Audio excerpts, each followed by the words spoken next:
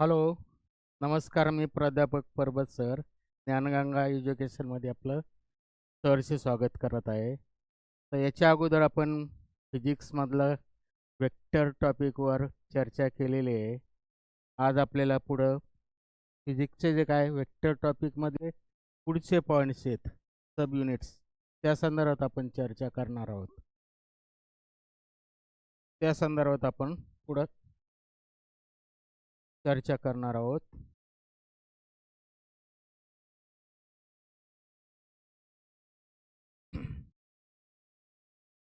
तर या अगोदर आपण वेक्टरच्या टॉपिक संदर्भात वेक्टरचं बेसिक डेफिनेशन किंवा वेक्टर्स म्हणजे काय पाहिलं. त्याच्यानंतर वेक्टरचा पुढचा पॉईंट घटक जो काय पाहिला होता, वेक्टरचं रिप्रेझेंटेशन पाहिलं होतं. रिप्रेझेंटेशन त्याच्यानंतर पुढं वेक्टरचं कंपोजिशन पाहिलं होतं. Composition of vector. कंपोजिशनमध्येच आपण कॉम्पोजिशनचा खरा बेसिक अर्थ असतोय ॲडिशन किंवा सबस्ट्रॅक्शन. त्याच्यामध्ये ट्रँगल मेथड पाहिली होती. ट्रँगल मेथड ॲडिशनची किंवा सबस्ट्रॅक्शन कसं करायचं. त्याच्यानंतर पॅरलेलोग्राम मेथडने आपण ॲडिशन आणि सबस्ट्रॅक्शन पाहिलं. त्याच्यानंतर पॉलिगॉन मेथड पाहिली होती. तर हे वेक्टरचं पॉलिगॉन मेथड हे सर्व आपलं पाहिलेलं आपण.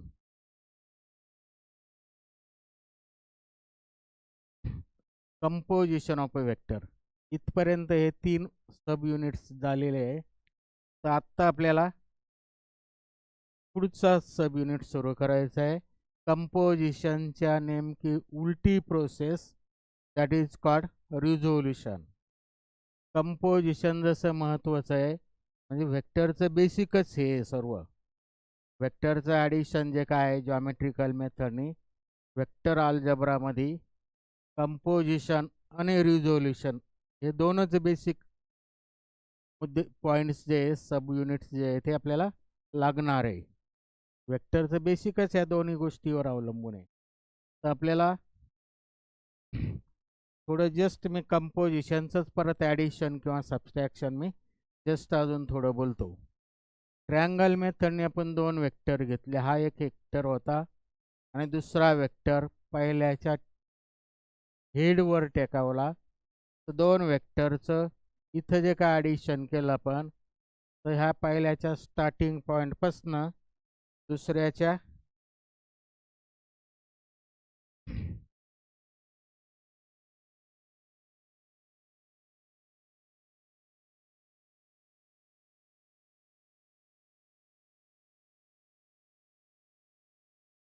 एंड पॉईंटपर्यंत जाणारा जो काय होता त्या दोघांचा ॲडिशन होऊन म्हणजेच रिझल्टंट वेक्टर आला होता ट्रँगल मेथडनी. तर हा पहिला वेक्टर जो घेतला होता पण त्याच्यात पहिल्याच्या हेडवर दुसरा वेक्टरना टेका होता पहिल्याच्या टिपवर, म्हणजे काय त्याला टेल म्हणतात किंवा स्टार्टिंग पॉईंट म्हणतात. पहिल्याच्या स्टार्टिंग पॉईंटवर आहे त्याच डायरेक्शनने आहे त्याच मॅग्निट्यूडचा दुसरा वेक्टर आहे तो इथं टेकावला म्हणजे कॉमन पॉईंटला घेतला. तर याचा पॅरलेलोग्राम कंप्लीट केला. कालचं जस्ट रिवाईज करतो मी. तर हे जो आला होता हा दोघांचा रिझल्टंट स्टार्टिंग फ्रॉम हा जो काय डायगोनल आला. पॅरलेलोग्रामला ॲक्च्युली 2 डायगोनल येणार आहे. तर त्याच्यापैकी हा इकडचा डायगोनल नाही. Diagonal drawn from the vector starts किंवा the diagonal from common point to this point हा जो येणार आहे हा त्याचा रिझल्टंट झाला. तर इथं ह्या मेथडने काढलेला रिझल्टंट आणि पॅरलेलोग्राम मेथडने काढलेला रिझल्टंट इथं जर आपण प्रॉपर स्केलने परत मोजून त्याचं मेन वेक्टरमध्ये त्याचं कन्वर्जन केलं तर याचा जो मॅग्निट्यूड येणार आहे तोच याचा मॅग्निट्यूड येणार आहे. काल पाहिलं पण याचं जे डायरेक्शन आहे तेच याचं डायरेक्शन राहणार आहे. कोणत्याही मेथडने वेक्टरचं ॲडिशन केलं, ट्रँगल मेथडने करा, पॅरलेलोग्राम मेथडने करा. 2 वेक्टर असेल तर पॅरलेलोग्राम मेथडने करता येतं आपल्याला. 2 वेक्टर असेल तर ट्रँगल मेथडने करता येतं. 2 पेक्षा जास्त वेक्टर्स असतील तर आपल्याला ट्रँगल मेथड रिपीटेड टाइम्स वापरावं लागते. 3 वेक्टर असेल तर 2 वेळेस ट्रायंगल मेथड वापरावं लागेल. आपण काल पाहिलं. 4 वेक्टर असेल तर 3 वेळेस वापरावं लागेल. 5 वेक्टरचं ॲडिशन करायचं असेल तर ते 4 वेळेस वापरावं लागेल. म्हणजे जेवढे नंबर ऑफ वेक्टर्स आहे त्याच्यापेक्षा एकनी कमी वेळेला आपल्याला ट्रायंगल मेथड वापरून वेक्टरचं ॲडिशन करता येईल.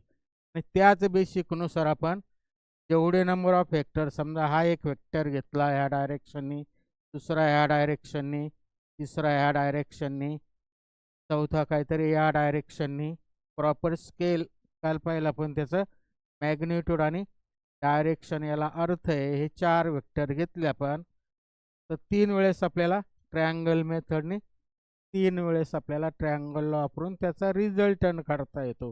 हे काल पाहिलं आपण. तर ते आपण पुन्हा पुन्हा करत बसण्यापेक्षा तर एकदाच आपण हे जर पॉलिगॉनच्या इनकम्प्लीट पॉलिगॉनच्या ह्या सर्व साईड रिप्रेझेंट करत असतील हे डिफरंट वेक्टर्स, तर त्याचा रिझल्टंट जो येणार आहे तो या 4 वेक्टरचा रिझल्टंट ही जी काही incomplete side of the polygon आहे, drawn from the starting point of the first vector to the end point of the second vector, हा त्या 4ही वेक्टरचा रिझल्टंट होतो. हे काल पाहिलं आपण, हे सर्व पाहिलेलं आपण. तर आता आपल्याला थोडं एक समजा हा पॉलिगॉन मेथडने ह्या 4 वेक्टरचं आपण ॲडिशन केलं. काल ते ए बार अधिक बी बार अधिक सी बार अधिक डी बार, हे थोडे प्रॉब्लेम टाईपनी बोलतो मी, numerical is equal to resultant vector R bar. तर नीट बघायचं आता इथं हे जे हा वेक्टर इकडनं इकडे गेला म्हणजे आपण हे पाथ जर ट्रेस केला पॉलिगॉनच्या साईड ज्या डायरेक्शनने बाण लिहिलेला आहे त्या डायरेक्शनने आपण ट्रेस केलं तर इथपर्यंत जे इथे 4 वेक्टर झालं त्यांचा रिझल्टंट जो आला तो ही इनकम्प्लीट जी काय साईड होती drawn from starting point of the first vector to the end point of the second vector, हे त्याचं रिझल्टंट येत होतं. तर समजा आपण हा आर बार मी इथं घेतो, हा इज इक्वल टू रिझल्टंट म्हणण्याऐवजी मी मायनस आर बार केला तर इज इक्वल टू 0 होईल. तर मायनस आर बार केला तर इज इक्वल टू 0 झाला. याचाच अर्थ काय? याचाच अर्थ आपण जर हा पॉलिगॉन जर असा क्रमवार काढला ए बी सी डी आणि त्याच डायरेक्शननी बाण असणारा म्हणजेच पूर्ण अँटी क्लॉकवाईजने जर इथं लूप तयार होत असेल तर यांचा रिझल्टंट 0 होणार आहे.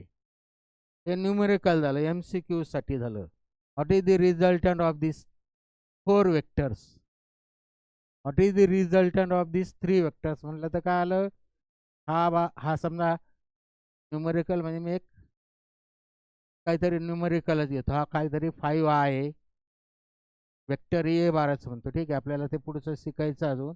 हा vector B bar, vector C bar, या तिघांचा रिझल्टंट आला आर बार. पण म्हणजेच A bar plus B bar plus C bar is equal to R bar आला. पण जर आपल्याला हे असं दिलेलं असेल,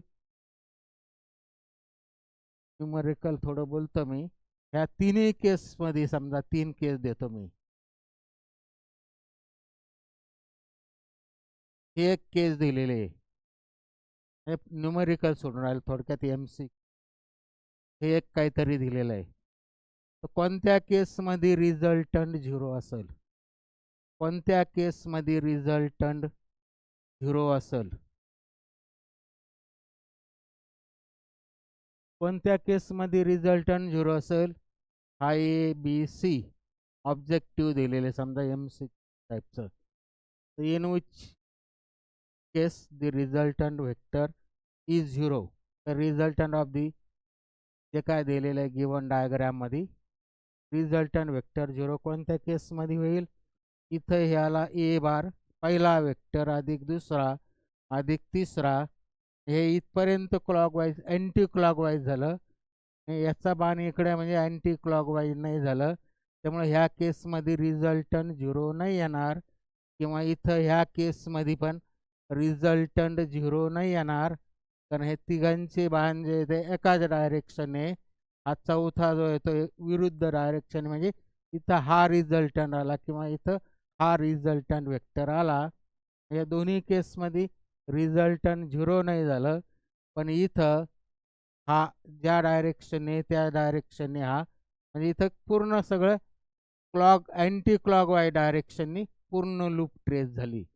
त्यामुळे इथं एकही वेक्टर असा अपोजिट डायरेक्शनने नाही. त्यामुळे ह्या केसमध्ये टोटल जे काय आलं वेक्टरची सम 0 आले, म्हणजेच रिझल्टंट सगळा 0 आला. ह्या केसमध्ये रिझल्टंट वेक्टर 0 आला. हे जे काय सर्व वेक्टरचं ॲडिशन झालं या केसमध्ये, हे जे काय समजा हा आर जो आहे तो रिझल्टंट वेक्टर जो समजा फोर्स असेल, एखाद्या बॉडीवर लावलेला फोर्स अशा डायरेक्शननी सगळ्या बाजूने लावला, त्या डायरेक्शननी म्हणजे एखादी बॉडी घेतली तिला लावला तर रिझल्टंट वेक्टर म्हणजे रिझल्टंट फोर्स 0 झाला. तर हे त्याचं उत्तर झालं. तर इथे समजा ह्या डायरेक्शनने खडला मी ए बार आणि हा बी बार, तर ह्या डायरेक्शनने जर इथं मी आर ह्या डायरेक्शनने घेण्याऐवजी ए बार अधिक बी बार जे काय येत होतं ह्या केसमध्ये, ए बार अधिक B bar is equal to R bar. A bar अधिक बी बार म्हणजे ट्रँगल मेथडने दोघांचा रिझल्टंट आर बार येत होता. पण आर बारचं डायरेक्शन जर मी रिवर्स केलं, याचाच अर्थ आर बार जो आहे तो पुढं घेतलेला, तो काय केला मी पुढच्या साईडचा लेफ्ट साईडचा इकडं राईट साईडला घेतला. त्यामुळं ते टोटल 0 झाला, म्हणजे 3 वेक्टरची एकूण बेरीज सम ऑफ द 3 वेक्टर 0 झालं. ह्या केसमध्ये परत नेट वेक्टर 0 आला. नेट वेक्टर म्हणजे रिझल्टंट थोडक्यात ह्या केसमध्ये सर्व वेक्टर हे तिन्ही वेक्टरची बेरीज 0 झाली. म्हणजे बेरीज म्हणजे ॲक्च्युली इथं काल पाहिलं पण अल्जेब्रिक सम जसे असे तसे वेक्टर सम 0 झाली. इथं वेक्टर सम म्हणजे ॲडिशन आणि सबस्ट्रॅक्शन दोन्ही अर्थ येतात. सम म्हणलं का फक्त नुसती बेरीज नाही, डिफरन्स म्हणजे वजाबाकी सुद्धा बेरजेचाच भाग काल पाहिला पण. त्यामुळे इथं वेक्टर सम म्हणजे ॲडिशन आणि सबस्ट्रॅक्शन करून जे काय नेट आलं रिझल्टंट, नेट फोर्स जो आला तर 0 झाला ह्या केसमध्ये. ट्रँगल मेथड हे वेक्टरचं ॲडिशन नाही झालं. इथं जरी दिसत असेल तर याचं डायरेक्शन इकडं, याचं डायरेक्शन इकडं, पण तिसऱ्या वेक्टरचं डायरेक्शन इकडं आल्यामुळे हे पूर्ण एकाच डायरेक्शनने लूप ट्रेस होती. ही ट्रँगल लूप जी आली ती एका डायरेक्शनने ट्रेस होते. आणि पूर्ण एका डायरेक्शननी जर ट्रेस होत असेल तर तिथं नेट जे काय फोर्स असेल न, नेट जो काय वेक्टर क्वांटिटी असेल ते नेट 0 होणार आहे. तिथं रिझल्टंट काही येणारच नाही, कारण ती नेट सम वेक्टर सम 0 होणार आहे. नुसती सम नाही, खरं नुसतं सम म्हणलं तर ती अल्जेब्रिक सम होऊ शकते. इथं आपल्या वेक्टर अल्जेब्रामध्ये ते वेक्टर सम 0 होणार आहे. हे पाहिलं आपण थोडं. तर कंपोजिशन म्हणजे अनेकापासून एक तयार करणं.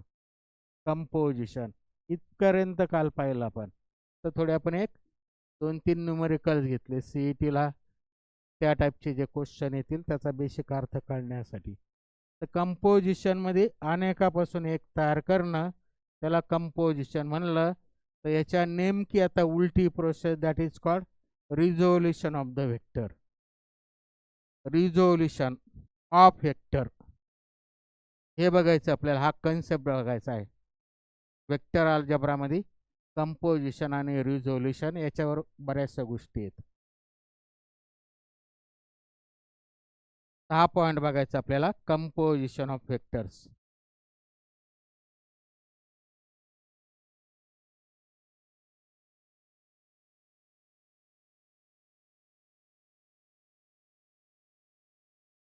वेक्टरचं कंपोजिशन थोडं मागचं बोलतो मी, मागच्याच्या पूर्ण अपोजिट प्रोसेस आता ही. समजा वेक्टर ए बार असेल,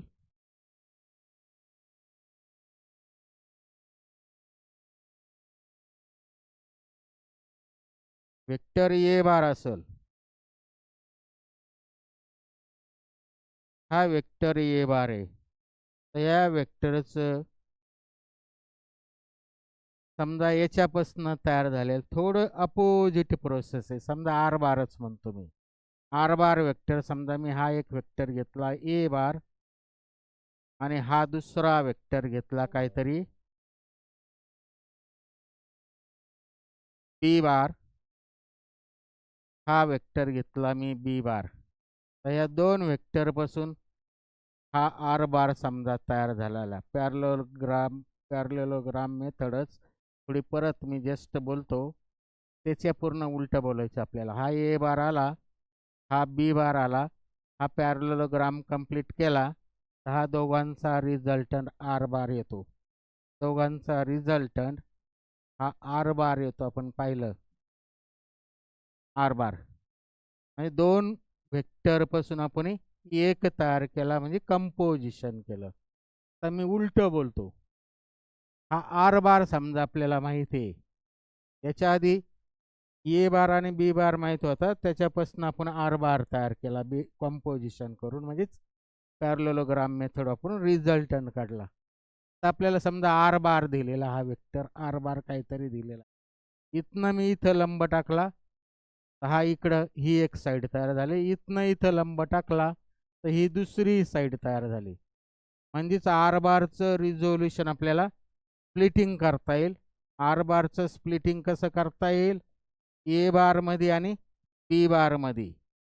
थोडक्यात मी लिनियर अल्जेब्रामध्ये जसं 10 समजा हा नंबर आहे, 10 कशापासून तयार झालेला आहे, 5 अधिक 5 दोघांची पैकी बेरीज केली 10 होते, दोघं एकत्र केले 10 तयार झाला.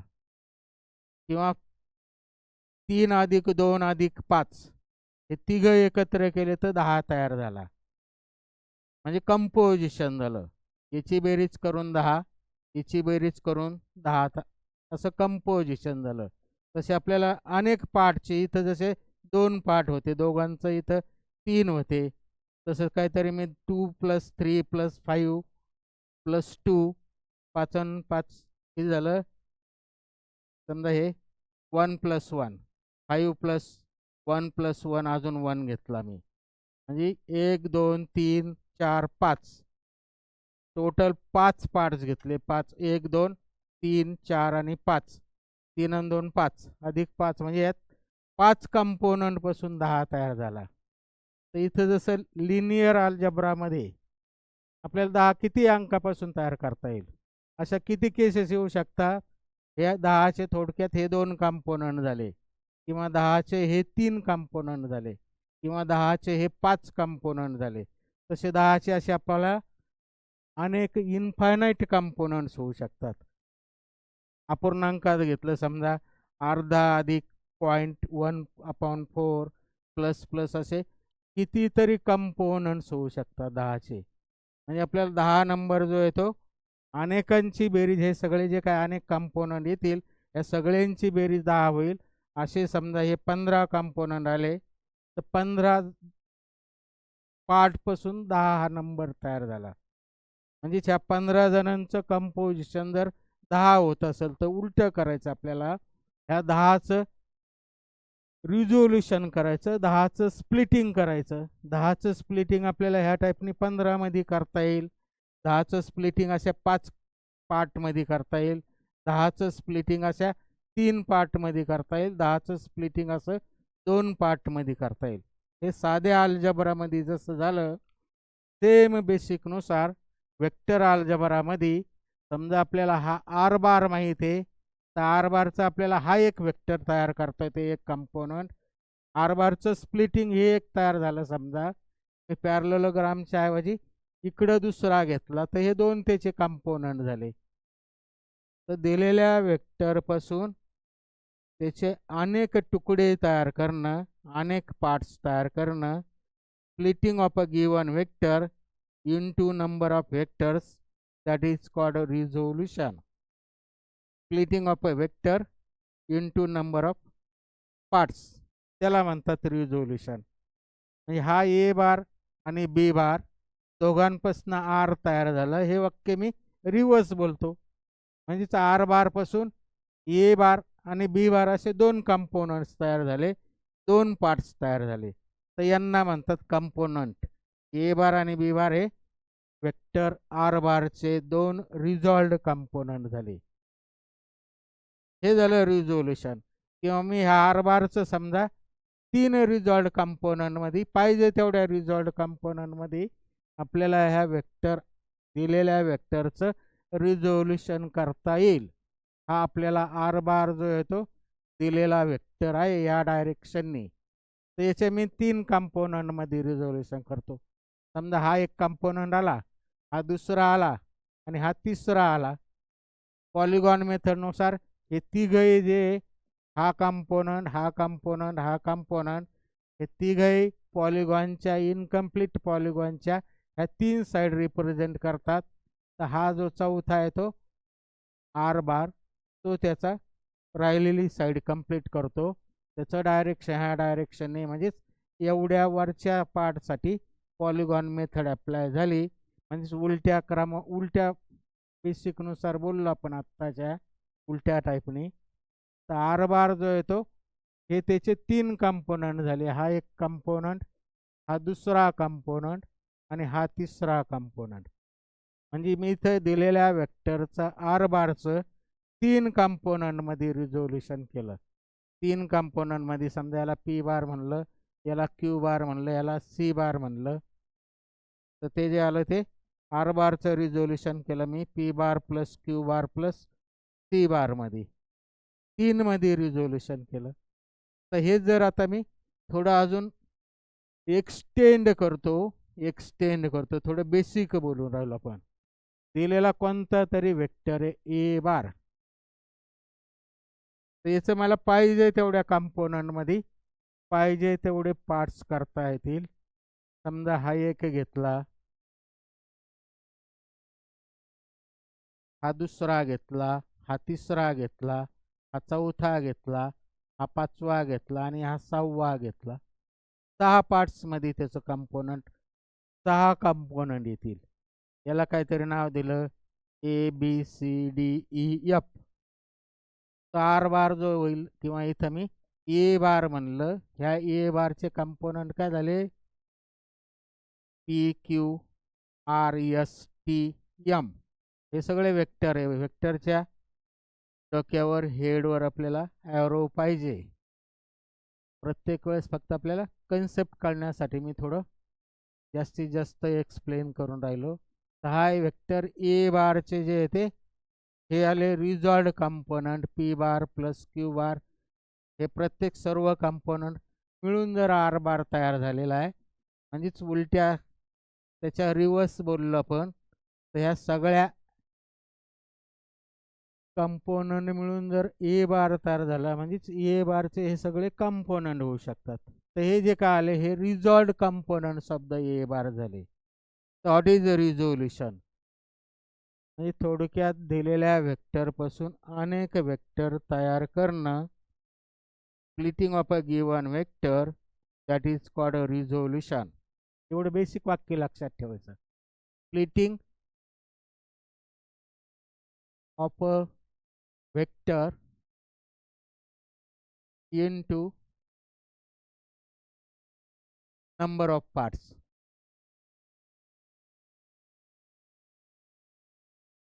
ते इक्वल असू नाही तर अनइक्वल असू नाही तर कशी असू, दॅट इज कॉल्ड रिझोल्युशन.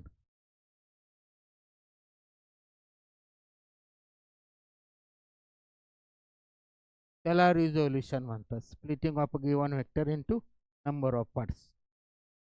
मग अशा कितीतरी केसेस येऊ शकतात.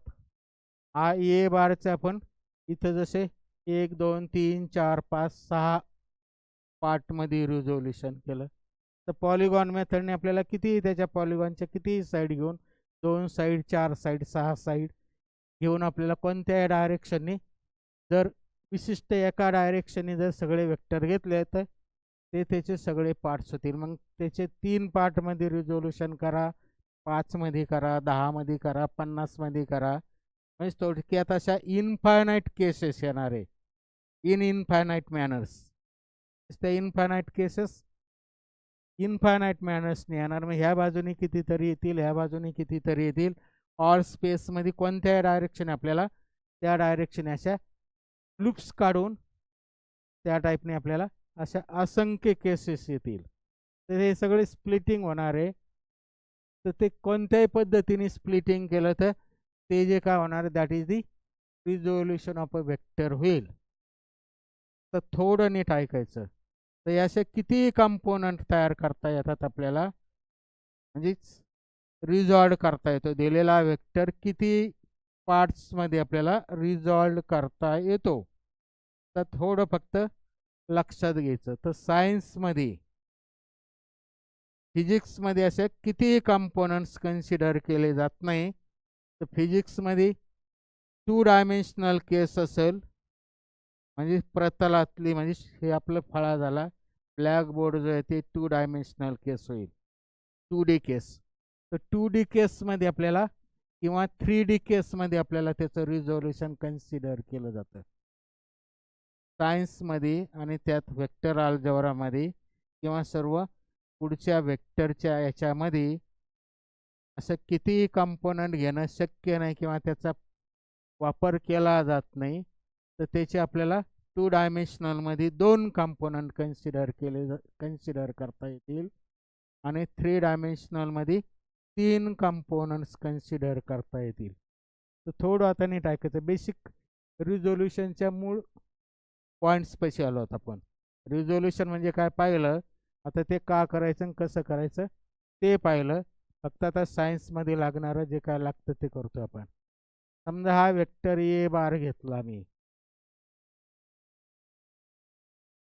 त्याचा हा एक कंपोनंट समजा याच्यापासून तयार झालेला, हा पी पासून तयार झालेला, समजा हा पी पासून, आणि इकडे एक दुसरा घेतला मी क्यू. तर वेक्टर पी आणि क्यूचा पासून ए तयार झालेला आहे. वेक्टर पी आणि क्यू पासून जर ए तयार झालेला आहे तर उलट्या अर्थाने बोललो मी, तर ए पासून आपल्याला काय तयार झालं, आता पी आणि क्यू तयार करता येतो रिझोल्युशनमध्ये. म्हणजे उलट ए पासून आपल्याला वेक्टर पी आणि वेक्टर क्यू असे 2 कंपोनंट्स करता आले. 2 डायमेन्शनलमध्ये आपल्याला किती कंपोनंट करता येतील, पण सायन्समध्ये आपल्याला 2च कंपोनंट घ्यायचे. आणि ते का घ्यायचे ते बोलतो मी. इथं मी कोऑर्डिनेट ॲक्सिस जर कन्सिडर केले, ह्या डायरेक्शनने x axis,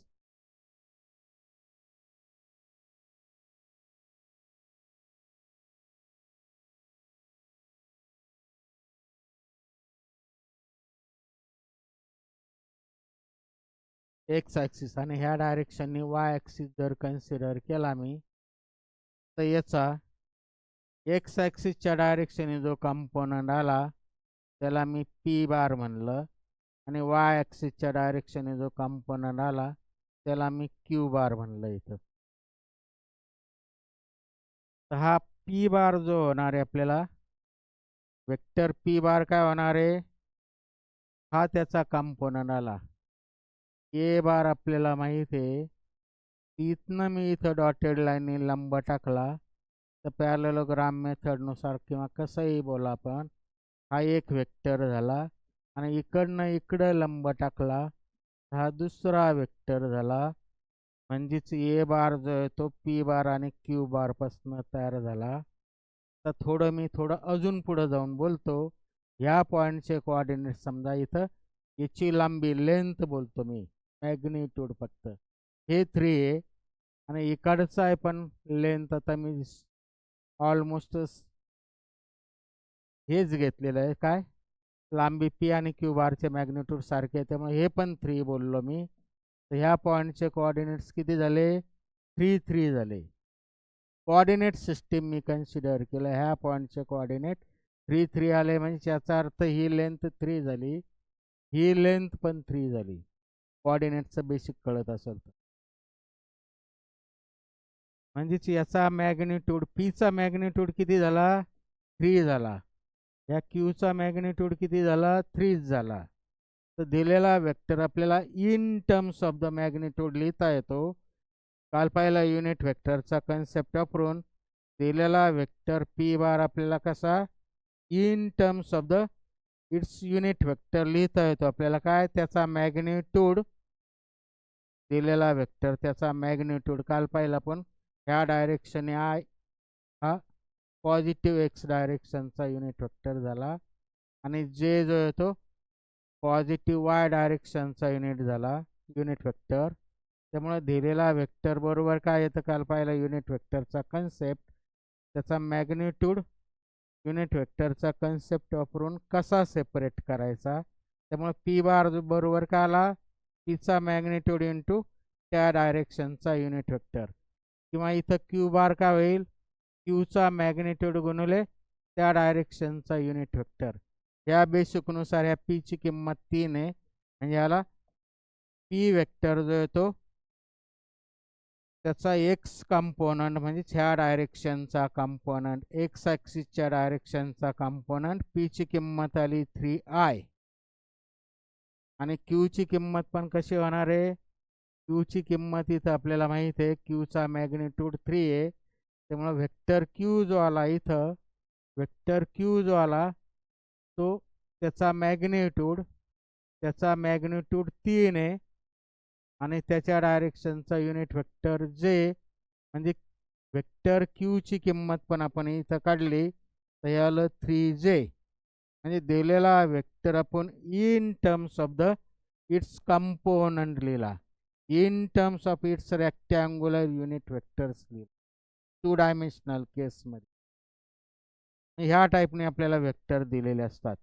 A bar is equal to काहीतरी एक्सचा मॅग्निट्यूड, एक्स कंपोनंट जो आहे त्याचा मॅग्निट्यूड इंटू त्या डायरेक्शनचा unit vector, plus Y component जो आहे त्याचा मॅग्निट्यूड इंटू त्या डायरेक्शनचा युनिट वेक्टर. इथं दिसतं डायग्रॅममध्ये दिसतं. हे 2 डायमेन्शनल केस झाली. समजा 3 डायमेन्शनल केस असेल तर काय होईल, अजून एक तिसरा ॲक्सिस वाढेल.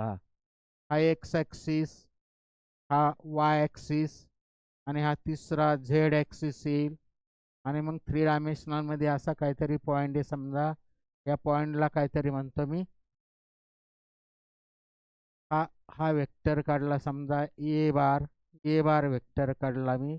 हा पॉईंट 3 डायमेन्शनलमध्ये त्याचा एक्स कोऑर्डिनेट काहीतरी 3 आहे, एक्स कोऑर्डिनेट काहीतरी बोलतो एक मी 3, म्हणजेच त्याला ए एक्स म्हणतो मी. वाय कंपोनंट किंवा वाय कोऑर्डिनेट जो येतो ए वाय झाला, आणि झेड कोऑर्डिनेट जो येतो ए झेड झाला. जनरलायझेशन करायचं मला, ए एक्स समजा 3 आहे, म्हणजे याची एक्स कंपोनंट याची लेंथ जी ती 3 झाली. ए वाय समजा 2 आहे, आणि ए झेड समजा -3 आहे. तर ह्या पॉईंटचे कोऑर्डिनेट 3, 2, -3 आहे. तर याचा रिझॉल्ड कंपोनंट आला एक्स ॲक्सिसच्या डायरेक्शनने, हा जो येईल हा त्याचा रिझॉल्ड कंपोनंट होईल, तो ए एक्स आय कॅप होईल. हा वाय डायरेक्शनचा त्याचा रिझॉल्ड कंपोनंट येईल, तो ए वाय जे कॅप येईल. आणि हा झेड ॲक्सिस ॲक्च्युली असा आहे, 3 डायमेन्शनल केस आहे. हा वेक्टर ए बार जो आहे तो स्पेसमध्ये आहे. हा जो 2 डायमेन्शनल होता, हा वेक्टर ए बार जो होता तो एक्स वाय प्लेनमध्ये होता. इथं वेक्टर ए बार जो आहे तो प्लेनमध्ये नाही, तो स्पेसमध्ये, म्हणजे 3 डायमेन्शनल झालं. त्यामुळे इथं झेड असं ह्या डायरेक्शनने झेड कंपोनंट काय येणार आहे, ॲक्सिस झेड इकडं असेल तर याच्या अपोजिट डायरेक्शनने -3 झेड कंपोनंट जो येणार तो मायनस घेतला मी इथं एक्झाम्पलमध्ये तो. त्यामुळे तो जो येणार आहे ए झेड काहीतरी तिसरा कंपोनंट येणार आहे, A Z K cap 3 dimensional case. हे युनिट वेक्टर आहे, आय कॅप जे कॅप छोटे दाखवायचे, के कॅप हे युनिट वेक्टर झाले कोऑर्डिनेट सिस्टीममध्ये. तर ते ए बारचा रिझल्टंट वेक्टर म्हणजे ए बारचे 3 कंपोनंट जे आले, तो एक्स कंपोनंट झाला A X I cap, plus Y component आला A Y J cap, plus तिसरा कंपोनंट आला ए झेड के कॅप. ते झालं resolution of a vector in 3 dimensional case. किंवा त्याच टाईपने इथं जनरलायझेशन बोललो मी 2 डायमेन्शनल. समजा याच्यामध्ये हा जो काय वेक्टर ए बार जो आहे तो एक्स वाय प्लेनमध्ये असेल तर हा तिसरा कंपोनंट नाही येणार. दिलेला वेक्टर जर वाय झेड प्लेनमध्ये असेल तर त्याला हा कंपोनंट नाही येणार. म्हणजे दिलेला वेक्टर जर वाय झेड प्लेनमध्ये असेल, एक्स वाय कळतं आपल्याला, हा एक्स ॲक्सिस, हा वाय ॲक्सिस आणि हा इकडं झेड, तर वाय झेड प्लेन म्हणजेच ही भिंत होईल या बाजूची. वाय झेड प्लेनमध्ये असेल तर त्याच्यात हा पहिला कंपोनंट नाही येणार. तर A Y K cap plus A Z K cap असा दुसरा आणि तिसरा कंपोनंट येईल. तर दिलेला वेक्टर जो आहे तो कोणत्या प्लेनमध्ये त्यानुसार दोन कंपोनंट येतील करस्पॉन्डिंग ॲक्सिसचे, किंवा स्पेसमध्ये असेल तर ह्या टाईपचे तीन कंपोनंट येणार आहे. A X I cap plus A Y J cap plus A Z K cap, असे तीन कंपोनंट येणार आहे. ते झालं दिलेल्या वेक्टरचं resolution in terms of its rectangular component. काल पाहिलं आपण रेक्टँग्युलर म्हणजेच ॲक्सिसच्या दिशेने काढलेले कंपोनंट. जसं रेक्टँग्युलर युनिट वेक्टर होते तसे हे रेक्टँग्युलर युनिट वेक्टरच्या म्हणजेच अलॉंग द ॲक्सिस आलेले कंपोनंट्स झाले. हा झाला एक्स कंपोनंट, हा झाला वाय कंपोनंट आणि हा झाला झेड कंपोनंट. तर थोडं अजून बोलतो मी, इथंच दाखवतो थोडं. 2 डायमेन्शनल केसमध्ये समजा मी एक्स वाय प्लेनमध्ये जर एखादा वेक्टर घेतला, हे एक्स ॲक्सिस, हा वाय ॲक्सिस, वेक्टर आपण ॲरोने दाखवतो त्यामुळे मी त्या ॲक्सिसला ॲरोने नाही दाखवत. हा वेक्टर घेतला मी एक्स वाय प्लेनमध्ये घेतला समजा ए बार, तर त्याचा ह्या डायरेक्शने इथनं ह्या डायरेक्शने जो कंपोनंट आला तो काय आला, ए एक्स आय कॅप आला. A X I cap, I cap unit vector इथं दाखवतो मी, युनिट वेक्टर जे कॅप. त्यामुळे ह्या डायरेक्शने जो काही कंपोनंट येईल तो वेक्टर एचा, ह्या डायरेक्शनने रिझॉल्ड कंपोनंट म्हणजे वाय डायरेक्शनचा रिझॉल्ड कंपोनंट आला तो ए वाय जे कॅप आला. जनरलायझेशन मगचं एक्झाम्पलच्या ऐवजी मी डायरेक्ट त्याचं जनरलायझेशन म्हणजे ए कॅप जो आला तो, सॉरी ए बार जो आला तो त्याचा x component in terms of the unit vector लिहिलेला मी, आणि त्याच्या एक्स डायरेक्शनचा मॅग्निट्यूड पाहिजे तर ते असं पण लिहिता येईल आपल्याला. दिलेला वेक्टर हा एक्स डायरेक्शनने हा वेक्टर झाला एक्स डायरेक्शनने, त्यामुळं मी याला ए एक्स बार म्हणलं. हा वेक्टर झाला वाय डायरेक्शनने त्यामुळं मी याला ए वाय बार म्हणलं, ए वाय बार म्हणलं. आणि मग हा ए एक्स बार जो आहे तो मी in terms of the unit vector लिहिला, तर तो त्याचा मॅग्निट्यूड, वर ॲरो नाही लिहिले म्हणजे त्याचा मॅग्निट्यूड इंटू युनिट वेक्टर्स असा आला ए एक्स बार, आणि ए वाय बार जो आला तो त्याचा magnitude into corresponding unit vector. त्यामुळे ए बार जो आला त्याचा एक्स कंपोनंट हा आला, आणि हा आला वाय कंपोनंट पूर्ण वेक्टरच्या त्या कंपोनंटच्या फॉर्ममध्ये. जसा हा एक वेक्टर आणि हा एक वेक्टर दोघांचे ॲडिशन करून ए आला होता, तर इथं उलटं रिझोल्युशनमध्ये ए पासून ह्या डायरेक्शने एक आला आणि ह्या डायरेक्शने एक आला. ए बी म्हणण्याऐवजी त्याला A X Y A Y म्हणलं, कारण ते रिझॉल्ड कंपोनंट आला रेक्टँग्युलर युनिट वेक्टर्स आहेत. त्यामुळे एक्स डायरेक्शनच्या कंपोनंटला ए एक्स म्हणलं, वाय डायरेक्शनच्या कंपोनंटला ए वाय म्हणलं. हा झाला दिलेला vector in terms of its rectangular resolved components. तर तोच दिलेला वेक्टर मी in terms of its rectangular unit वेक्टरच्या फॉर्ममध्ये लिहितो. Rectangular components in terms of the rectangular component and in terms of it's unit vector. हा वेक्टर म्हणजे त्याचा मॅग्निट्यूड इंटू त्या डायरेक्शनचा युनिट वेक्टर, आणि ए वाय म्हणजेच ए वाय वेक्टरचा मॅग्निट्यूड इंटू त्या डायरेक्शनचा युनिट वेक्टर. हे जे लिहिलं मी हे 3 डायमेन्शनल केस, तीच ही 2 डायमेन्शनल केस झाली. तर याच्या अगोदरचा आपल्याला पाहिजे तर हा वेक्टर आपल्याला युनिट वेक्टरच्या फॉर्ममध्ये न लिहिता, हा वेक्टर युनिट वेक्टरच्या फॉर्ममध्ये न लिहिता ए बार आपल्याला असा पण लिहिता येऊ शकतो. त्याचा एक्स डायरेक्शनचा वेक्टर अधिक वाय डायरेक्शनचा वेक्टर, वाय डायरेक्शनच्या करस्पॉन्डिंग जो काय वेक्टर आला ए वाय प्लस झेड डायरेक्शनच्या करस्पॉन्डिंग ए झेड, आणि मग हा A x bar in terms of unit vector आला, त्याचा मॅग्निट्यूड इंटू युनिट वेक्टर, किंवा सेम फॉर्मॅटनी पुढचं ए वाय बार युनिट वेक्टरच्या फॉर्ममध्ये हा आला, ए झेड बार युनिट वेक्टरच्या फॉर्ममध्ये हा आला. हा दिलेला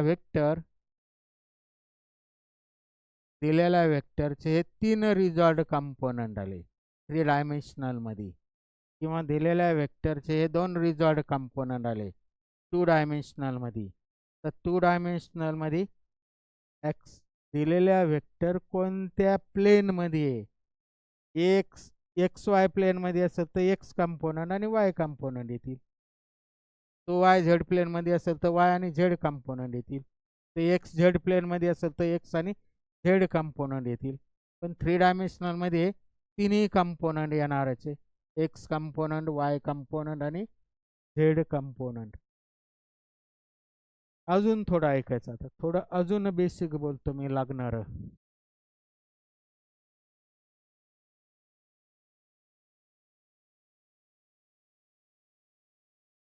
आता आपण हे जो वेक्टर दिलेला हा वेक्टर ह्या डायरेक्शनचा वेक्टर जो आहे एक्स कंपोनंट म्हणजेच ह्या डायरेक्शनचा ए एक्स बार जो आहे, इथं आपण in terms of it's unit वेक्टरच्या फॉर्ममध्ये लिहिला, in terms of the unit vector. तर तोच वेक्टर मी इन टर्म्स ऑफ द अजून वेगळ्या फॉर्ममध्ये लिहितो. हा अँगल जर थीटा असेल, हा अँगल थीटा, हा ए बार माहिती असेल आपल्याला, हा अँगल थीटा असेल, तर आपल्याला in terms of the trigonometry वापरून आपल्याला ए एक्सची किंमत काढता येईल, म्हणजे एवढ्या लांबीची किंमत काढता येईल, त्याची व्हॅल्यू काढता येईल. नीट थोडं बारीक बघायचं, थोडं नीट डोक्यात घ्यायचं आहे. तर ए एक्सची किंमत किती येणार आहे, कोणता रेशो वापरावा लागेल आपल्याला, ट्रिग्नॉमेट्रिक रेशो. आपण कॉस थीटा वापरलं, कॉस थीटा म्हणजेच काय, ही साईड म्हणजेच कोणतं,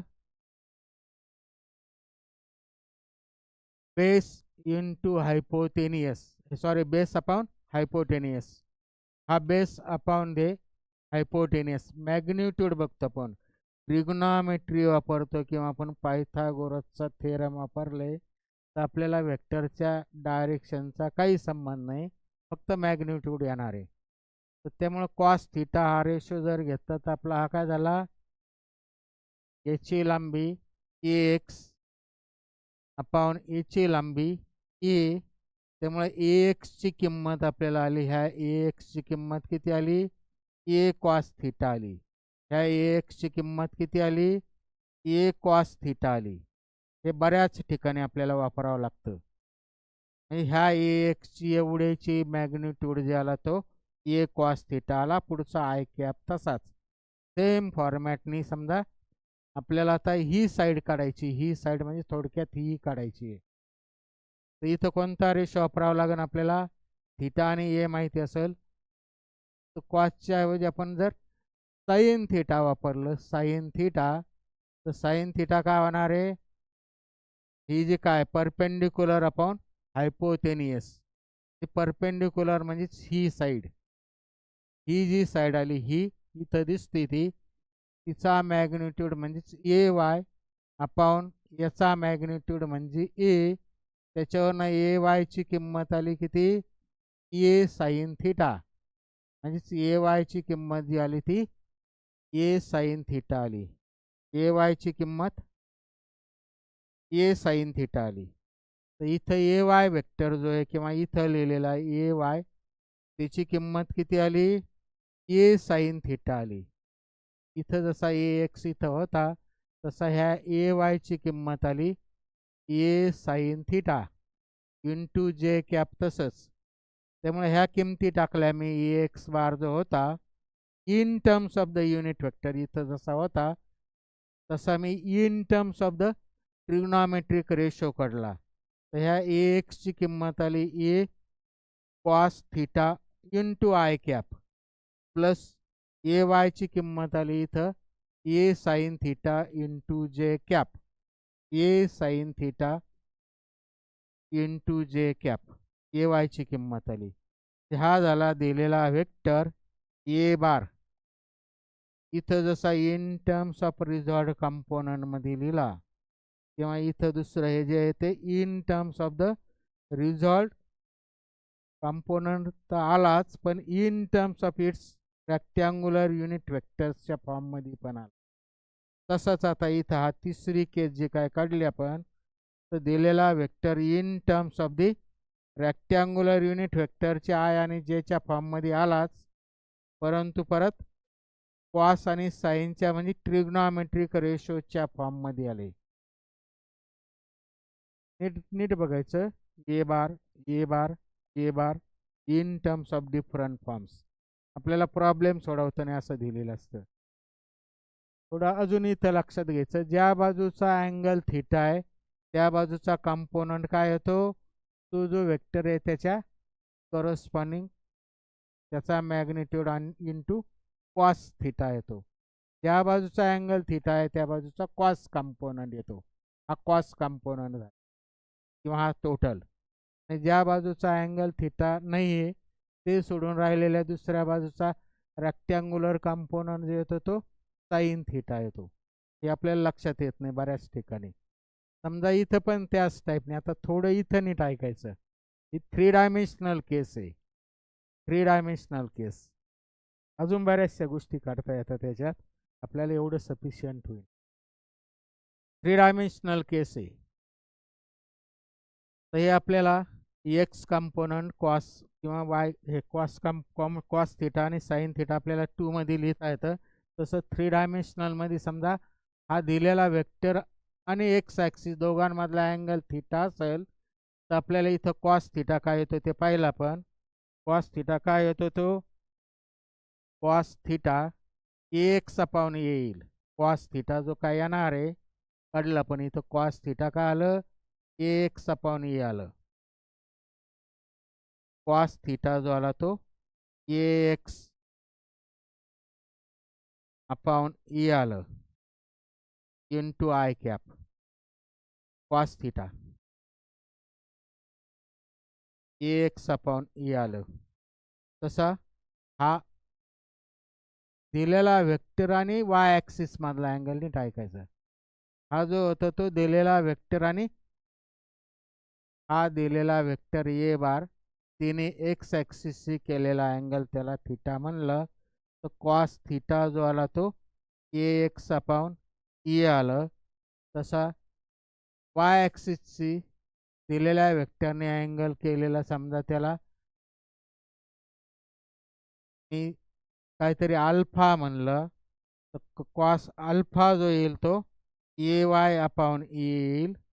आणि समजा दिलेल्या वेक्टरचा आणि झेड ॲक्सिस मधला अँगल झेड ॲक्सिस आणि दिलेला वेक्टर म्हणजे त्या वेक्टरने झेडशी केलेला अँगल जर समजा त्याला मी बीटा म्हणलं तर त्याच्या कॉस बीटा जो येणार आहे तो कॉस बीटा बाय ट्रिग्नॉमेट्री तो ए झेड अपाऊन ए येणार आहे.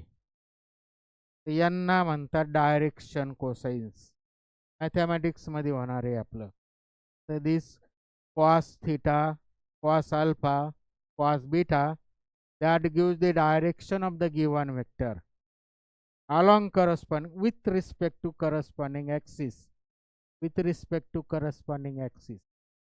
तर ते डायरेक्शन देता म्हणून त्यांना काय म्हणलं डायरेक्शन कोसाइन्स. कोसाइन रेशो आहे सगळे, हे कोसाइन रेशो आहे. मॅथमॅटिक्समध्ये झालेलं असेल किंवा होईल आपलं. ते डायरेक्शन कोसाइन रेशोची जे काय मी इथं जे अँगल वापरले त्यानुसार cos theta plus cos beta plus cos alpha इथे जे अँगल वापरले करस्पॉन्डिंग त्यानुसार त्या तिघांची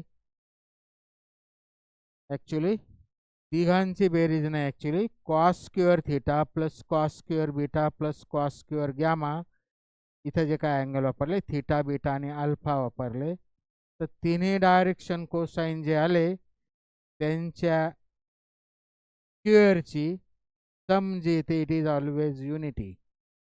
cos square theta plus cos square beta plus cos square gamma equal to 1. मॅथ्समध्ये प्रूव्ह केलं असेल आपण सगळं, हे मॅथेमॅटिकल पार्ट हे मॅथ्समध्ये पाहिलं असेल. आपण एवढंच लक्षात घ्यायचं, दिलेला वेक्टर अशा दोन कंपोनंटमध्ये पूर्ण त्याच्या ॲक्सिसच्या करस्पॉन्डिंगच्या कॉम्पोनंटच्या फॉर्ममध्ये लिहिला, किंवा in terms of the unit vector लिहिला, किंवा in terms of the trigonometric ratios लिहिला. 2 डायमेन्शनल केस असेल तर, 3 डायमेन्शनल केस असेल तर ह्या टाईपने आलं. दिलेला वेक्टर त्याच्या कंपोनंटच्या फॉर्ममध्ये त्याच्या in terms of the unit vector. तर इथं 3 ॲक्सिस असल्यामुळं इथं हे जे काय आहे डायरेक्शन कोसाईनचं बेसिक पाहिलं आपण, डायरेक्शन कोसाइन.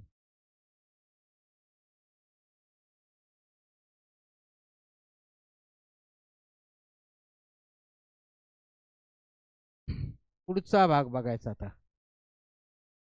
याच्यावरचे थोडे मी न्यूमेरिकल्स बोलतो, थोडे प्रॉब्लेम्स. हे जे काय काढलं आपण, तर समजा आपल्याला काहीतरी वेक्टर दिलेला आहे, ह्या एक्सची किंमत, ए वायची किंमत आणि ए झेडची किंमत. तर x a y a z नीट इथं नीट लक्षात घ्यायचं आपल्याला, वेक्टरमध्ये डोक्यावर बाण लिहिलेलं आहे का नाही त्यानुसार ते त्याचं काय दिलेलं आहे ते कळतं. मी इथं a x a y a z समजा असं दिलं, एची किंमत मी एक्सची किंमत इथंच लिहितो मुद्दा मी, किंवा इथं लिहितो परत, vector a bar is equal to काहीतरी a x bar plus A y bar plus A z bar. त्याच्या पूर्ण 3 रेक्टँग्युलर युनिट वेक्टरच्या फॉर्ममध्ये तो वेक्टर, कंपोनंटच्या फॉर्ममध्ये युनिट वेक्टरच्या फॉर्ममध्ये एक्स इंटू आय कॅप, इथं पूर्ण वेक्टर, इथं मॅग्निट्यूड आहे युनिट वेक्टरच्या बेसिकनुसार, ए वाय जे कॅप आणि ए झेड के कॅप. हे झालं 3 डायमेन्शनलमध्ये. हे कॉस किंवा कॉस थिटा साईन थिटा ते येणार नाही, ते 3 डायमेन्शनलमध्ये ते वेगवेगळे अँगल आहेत, नुसतं थिटा नाही. आपण इथं 3 डायमेन्शनलमध्ये वेगवेगळे ॲक्सिस बरोबर केलेले अँगल वेगवेगळे येतात, त्यामुळे तिथं ते डायरेक्शन कोसाइन्स होतात. थोडे एक्झाम्पल घेतो मी.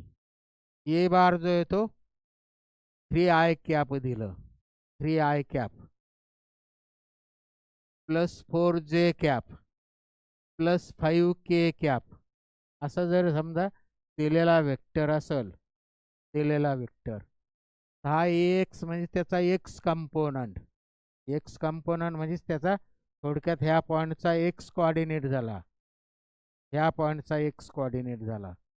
हा x axis, Y axis, Z axis, हा दिलेला ए बार, हा एक्स एक्स म्हणजेच त्याचा ही लेंथ म्हणजेच एक्स कोऑर्डिनेट झाला 3, ए वाय म्हणजेच ही लेंथ म्हणजेच हा वाय कोऑर्डिनेट झाला 4, आणि ए झेड 5 म्हणजेच झेड डायरेक्शने हा ए झेड झाला 5. हा त्याचा बेसिक अर्थ लक्षात घ्यायचा. आणि त्याचा एक्स कंपोनंटचा मॅग्निट्यूड 3 झाला, वाय कंपोनंटचा मॅग्निट्यूड 4 झाला, त्याचा झेड डायरेक्शनचा जो रिझॉल्ट कंपोनंट आहे त्याचा मॅग्निट्यूड 5 झाला. हा झाला दिलेला वेक्टर. तर वेक्टर आपण जे लिहित असतो मॅथमॅटिक्समध्ये, फिजिक्समध्ये बऱ्याचशा वेळेस ह्या आत्ताचं जे काय बेसिक पाहिलं आपण यानुसार तो वेक्टर येत असतो. त्याचं रिझोल्युशन केलं तर त्याचे हे असे 3 रिझॉल्ड कंपोनंट्स येत असतात. समजा हा दिलेला वेक्टर आहे, कोणता तरी वेक्टर आहे ए बार, त्याच्या डायरेक्शन युनिट वेक्टर काढायचं असेल तर काल पाहिलं आपण दिलेल्या वेक्टरच्या डायरेक्शननी युनिट वेक्टर काय येतो? त्याचा मॅग्निट्यूड इंटू त्या डायरेक्शनने काढलेला काहीतरी युनिट वेक्टर काल लिहिलं होतं आपण. त्याचा मॅग्निट्यूड इंटू त्या डायरेक्शनचा युनिट वेक्टर काल दाखवलं होतं आपण. हा ए बार जर असेल तर इथं बांधलेण्याऐवजी आपण काय केलं होतं? त्याचा मॅग्निट्यूड आणि इथं डायरेक्शन युनिट वेक्टर घेतला होता. त्यामुळे ए बार जो काय इथं दिलेला होता, ए बार कालचं बोलतो परत, युनिट वेक्टरचा बेसिक हा वेक्टर किती आला होता? त्याचा मॅग्निट्यूड इंटू युनिट वेक्टर, आणि त्याच्यावरून आपण बेसिक काढलं होतं. युनिट वेक्टर काय येतो? दिलेला पूर्ण वेक्टर डिवायडेड बाय त्याचा मॅग्निट्यूड. हे बेसिक झालं युनिट वेक्टरचं काल पाहिलेलं. तर तसं आता आपल्याला ह्या वेक्टर एच्या डायरेक्शनने जो काय दिलेला आपल्याला एक्झाम्पल पूर्ण त्याच्या पूर्ण फॉर्ममध्ये म्हणजे रिझॉल्ड कंपोनंटमध्ये 3 डायमेन्शनलमध्ये, तर त्याच्या डायरेक्शनचा युनिट वेक्टर काय येईल? ए बार म्हणलं पण तो स्मॉल ए बार किंवा स्मॉल ए कॅप म्हणा. युनिट वेक्टर कॅपने दाखवता, त्यामुळं दिलेला पूर्ण वेक्टर भागिले त्याचा मॅग्निट्यूड. परत आता थोडं मॅग्निट्यूडचं बोलतो मी. मॅग्निट्यूडचं बोलतो. हा वेक्टर ए बार आहे, हा त्याचा रिझॉल्ड कंपोनंट आला ए एक्स. 2 डायमेन्शनल केस घेतो मी. हा त्याचा रिझॉल्ड कंपोनंट आला ए वाय.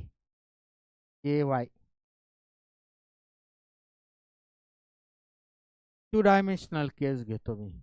तर इथं मी पायथागोरसचं थेरम वापरतो. ट्रिग्नॉमेट्री नाही किंवा वेक्टर अल्जेब्रा नाही, पायथागोरस थेरम वापरतो. पायथागोरसचं थेरमनुसार याच्या लांबीचा वर्ग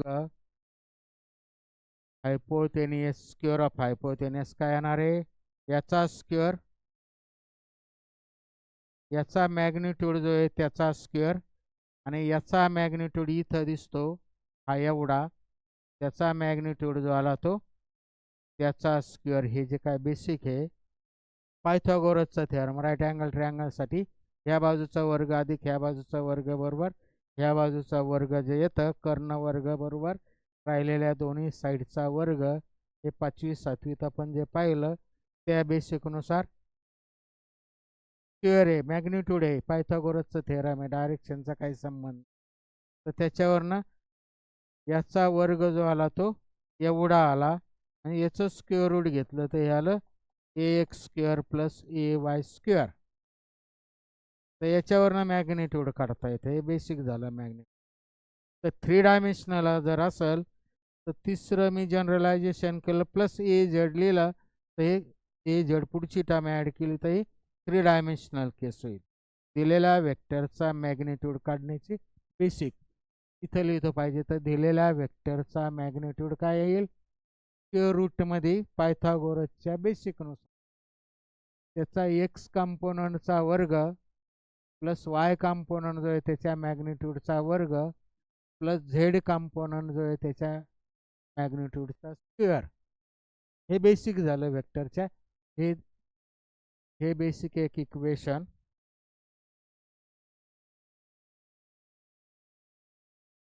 ए बार इज इक्वल टू एवढं, किंवा हे पूर्ण याची फार आवश्यकता नाही पडत आपल्याला पहिल्याची. हे दुसरं तिसरं आणि हे इकडं त्याचा मॅग्निट्यूड काढण्यासाठी लागतं हे चौथं. दुसरं तिसरं आणि चौथं इक्वेशन आपल्याला लागतं. तर दिलेला वेक्टर माहिती आहे, त्याचा मॅग्निट्यूड आपल्याला आता इथं काढता येईल. हा एक्स झाला, एक्स कंपोनंटचा मॅग्निट्यूड. हा ए वाय झाला, वाय कंपोनंटचा मॅग्निट्यूड.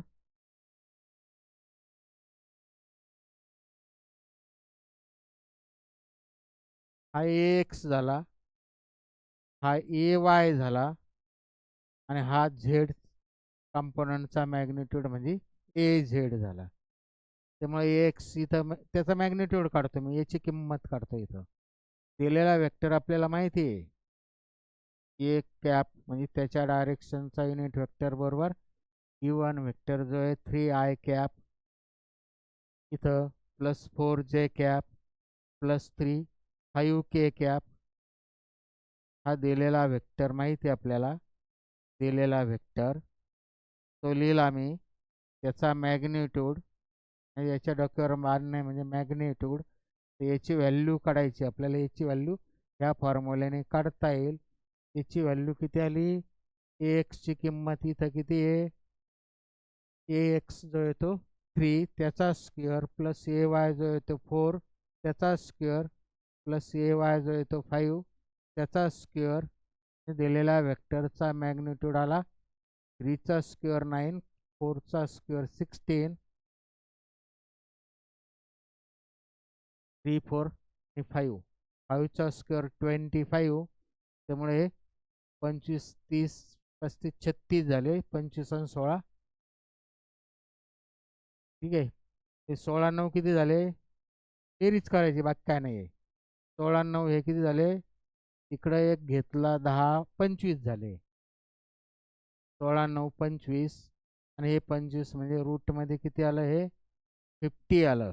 बेरीज चेक करायची. 16 10 26 म्हणजे 25 अधिक 25 रूट 50 झालं. बरोबर आहे ते. एचा मॅग्निट्यूड जो आला तो किती आला? रूटमध्ये 50. रूटमध्ये जर ते समजा 14 ठीक आहे 49 आले असते तर ते स्क्वेअर रूट आलं असतं 7 स्क्वेअर रूटच्या बाहेर. ह्या त्याचा मॅग्निट्यूड जो आला तो दिलेला वेक्टरचा मॅग्निट्यूड 7 पेक्षा थोडा किंचित जास्त आला. जो आला तो लिहितो मी. हा झाला युनिट वेक्टर इन जो काय वेक्टर दिलेला आहे त्याच्या डायरेक्शनने काढलेला युनिट वेक्टर. युनिट वेक्टर कसा काढायचा? दिलेल्या वेक्टरच्या डायरेक्शनचा युनिट वेक्टर.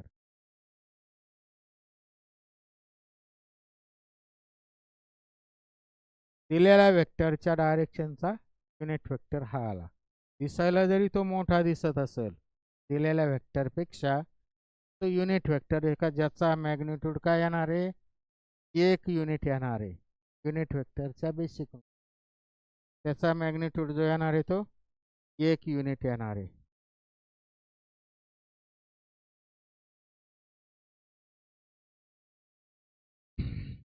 ठीक आहे. मी दुसरं एखादं एक्झाम्पल घेतो आता. वेगळ्या टाईपचं थोडं सोडवतो. तोंडी सोडवतात काहीतरी. वेक्टर पी बार दिलेला आहे 2i cap minus 3j cap 2i cap minus 3j cap. हा 2 डायमेन्शनल मधला युनिट वेक्टर. हा पी बार जो आहे तो काय झाला? याच्यात एक्स कंपोनंट आणि आय कॅप आहे म्हणजेच एक्स कंपोनंट आला आणि जे कॅप आहे म्हणजेच वाय कंपोनंट आला. ह्यात एक्स वाय प्लेन मधला वेक्टर झाला. एक्स वाय प्लेन मधला. इथं झेड कंपोनंट नाही. त्यामुळे याच्या डायरेक्शनचा युनिट वेक्टर जो येईल याच्या डायरेक्शनचा जो काय युनिट वेक्टर येईल तो काय येणार आहे? त्याला मी काहीतरी ए बार म्हणलं तर तो vector divided by it's magnitude. तोंडी करायचं आता. दिलेला वेक्टर किती झाला? ट्वाईस आय मायनस 3j आणि त्याचा मॅग्निट्यूड किती येईल? या बेसिकनुसार हा पुढचा कंपोनंट नाही म्हणजे याचा वर्ग म्हणजे 2 स्क्वेअर आणि हे मायनस ॲक्च्युली ते जे काय येणार आहे ठीक आहे किमतीच टाकतो मी इथं. आपल्याला बेरजा वजा बाकी थोड्या लक्षात घ्यायच्या. 2 स्क्वेअर प्लस 3 इथं एक्स कंपोनंट जो आहे त्याचा 2a. ए एक्सची किंमत 2a आणि ए वायची किंमत नुसती प्लस 3 नाही ती मायनस 3 आहे. त्यामुळं 2चा स्क्वेअर प्लस मायनस 3चा स्क्वेअर म्हणजे 4 अधिक 9 मायनस 3चा स्क्वेअर 9 झालं. हे आले रूटमध्ये 13. 6ला दिलेला vector in terms of the दिलेला vector in terms of the म्हणण्यापेक्षा दिलेल्या वेक्टरच्या डायरेक्शनने काढलेला युनिट वेक्टर तो मी पूर्ण त्याच्या सेपरेट कंपोनंटमध्ये लिहितो. Twice I cap minus 3j cap root 13 मी सेपरेट केलं. रूट 13 -3j_13 हा झाला युनिट वेक्टर, पीच्या डायरेक्शनचा युनिट वेक्टर. त्याच्या सेपरेट कंपोनंटमध्ये लिहिलं 2/√13 i -3/√13 j.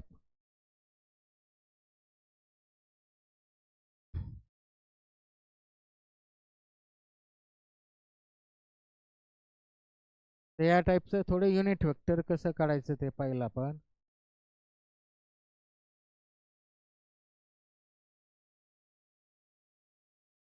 हे झालं रिझोल्युशन ऑफ द वेक्टर. वेक्टरच्या रिझोल्युशन मध्ये काय काय गोष्टी येते आपण मेन गोष्टी. रिझोल्युशन कशासाठी करायचं ते पाहिलं. प्रॉब्लेम आपल्याला न्यूमरिकल पाहिजे तेवढे त्याच्यावर सोडवता येतील. पुढचा थोडा पाठ बघायचा आहे. पुढचा पाठ बिलकुल सर नंतर